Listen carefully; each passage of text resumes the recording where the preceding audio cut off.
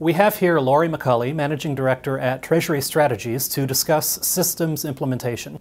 Laurie, what are the golden rules for a successful implementation? As we see and work with clients on Treasury system implementations, it really revolves around three things: budget, scope, and resources. And you really want to make sure that you have all three of those areas properly defined as you go forward with the Treasury system implementation. So for budget, with respect to implementation and professional services, you want to ensure that you have adequate budget. In other words, have you really in detail looked at the scope of the implementation and what it's going to take to really get that system in the timeline you want to get it in across the various functional areas. So we often advise clients to maybe put a little more in the budget than either the quote from the vendor was originally, or their original business case for the project, because invariably things come up on these types of projects where budget needs to be increased, and you want to have enough of a cushion so that you're not continually asking for money. You want the budget to be where it needs to be from the beginning.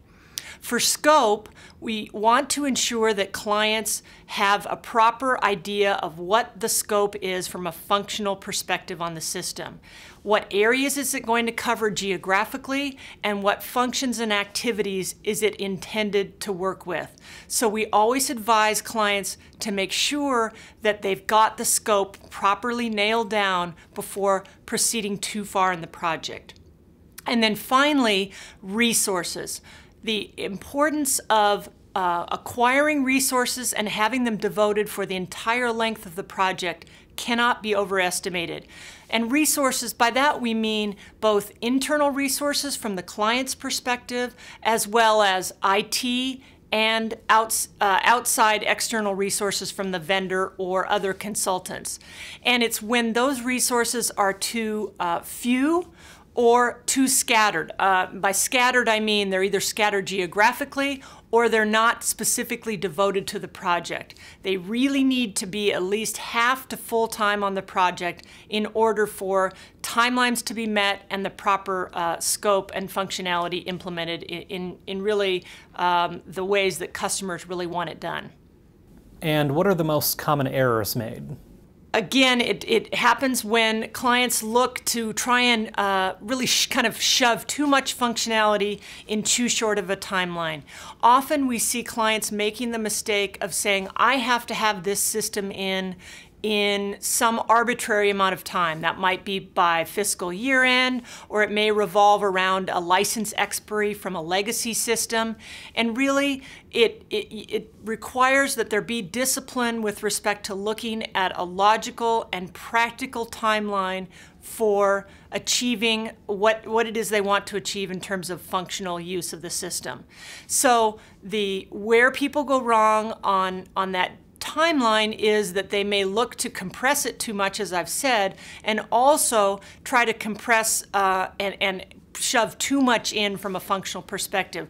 We advise clients to phase their functionality across the implementation. So prioritize what are the most critical things we need to have in from this Treasury system, and what are the things that can wait until later.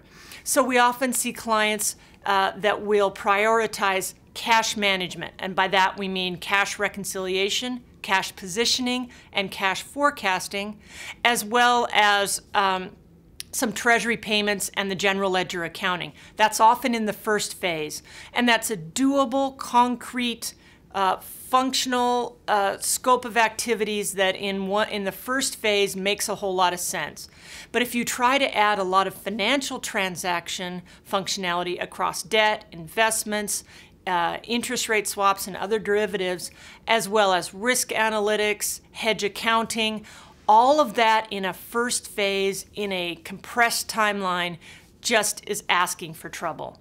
And then the only other comment I'll make with respect to people that are looking to be too aggressive on their timeline is it's important to figure out whether you want to, as you phase your implementation, do you want to do so geographically or do you want to do so functionally? So if you take a global multinational, as many of our clients are, do you, often we say to clients, you should implement one geography first. So just do North America or Europe or Asia first across all the scope of functionality and then move to the next region.